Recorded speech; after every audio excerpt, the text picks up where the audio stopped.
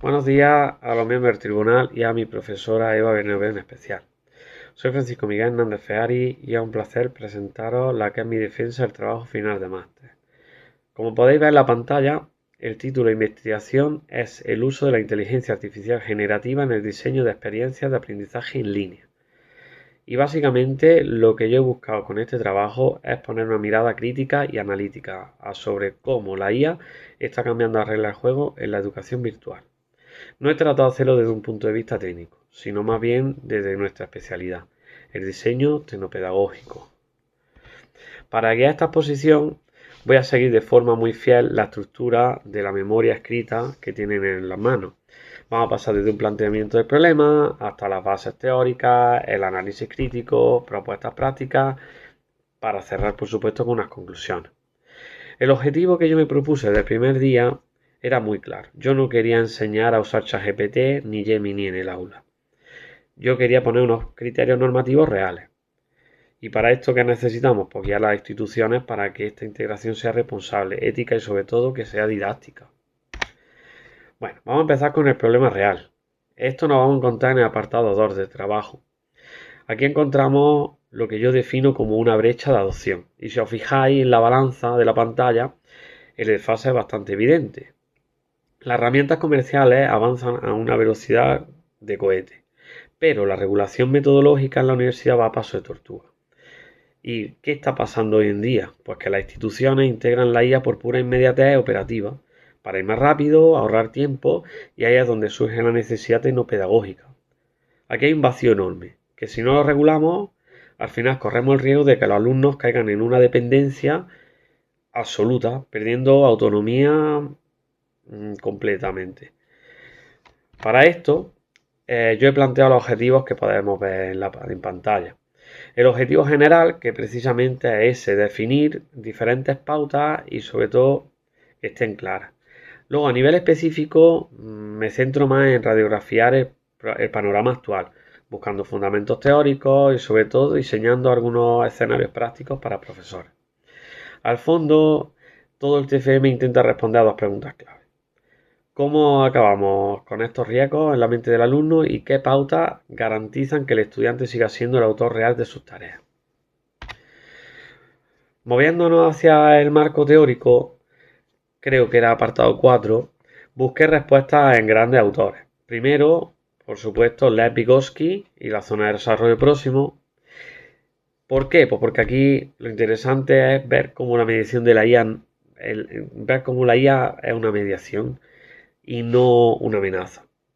Es como un andamio dinámico que ayuda al alumno siempre a llegar más lejos. Pero claro, para que ese andamio no sustituya el pensamiento del estudiante, tenemos que defender el control epistemológico. El alumno aquí tiene que ser el piloto. El sujeto aquí es un sujeto activo, lleva el timón y sobre todo tiene que validar la información que trabaja en la red digital. Y ahora aquí, pasando a esta diapositiva, llegamos al verdadero nudo crítico. Al cruzar el modelo TAM de Fred Davis con las teorías de John Sweller. Aquí descubrimos que hay un conflicto.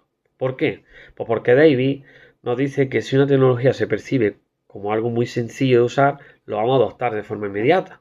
Y claro, ¿qué es la IA? Algo muy cómodo. Es como estar en el sofá. Pero sin embargo, Sweller nos advierte de lo siguiente. Y es el peligro de la carga cognitiva. Aquí la IA es fantástica para quitarle al alumno trabajo.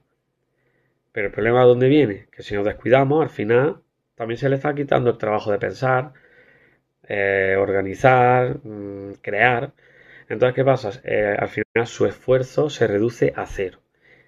Y aquí es cuando viene una reconfiguración mental del cerebro que no tiene lugar, que no ocurre.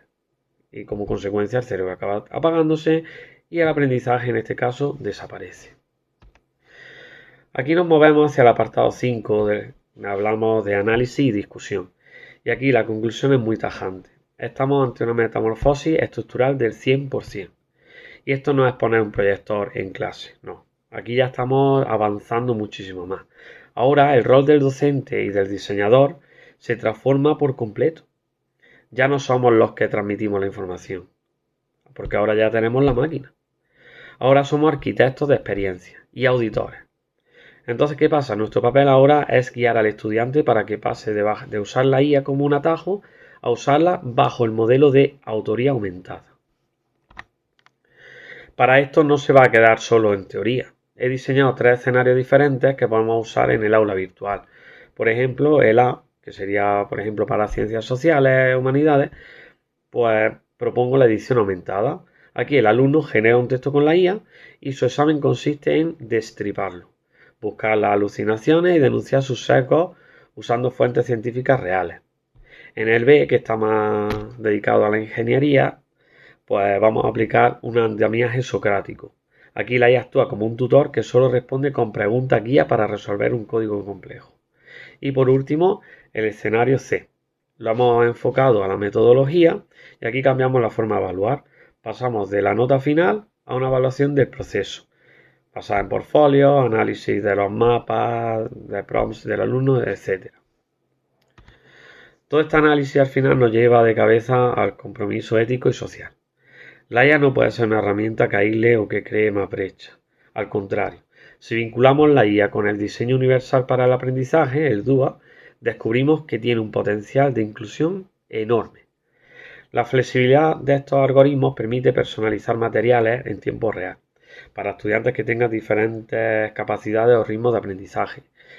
Nuestro deber aquí es usar la tecnología como un puente para la diversidad, pero siempre eso vigilando los diferentes sesgos que arrastra el software, ¿vale? Y bueno, vamos a llegar a las conclusiones ya. Y si yo tengo que resumir este trabajo, sería con una frase. Y es que necesitamos un control humano significativo. La inteligencia artificial es un andamio potentísimo, pero la empatía, la tutoría, el pensamiento crítico y las decisiones de evaluación que marcan la vida de un estudiante tienen que seguir siendo humanas. La metamorfosis ya está aquí y nuestro papel es lidiarla con ética. Como parte del rigor académico, en el apartado 7 hago una autocrítica de las limitaciones del trabajo. Y la primera evidente. Es un estudio de naturaleza teórica y documental. En esta fase del ensayo no hemos ni contado con una validación empírica en una lo real. La segunda limitación es la obsolescencia acelerada y es que es frustrante ver cómo la literatura científica tarda meses en publicarse, mientras que las herramientas comerciales de IA cambian en cuestión de semanas y, por no decir días.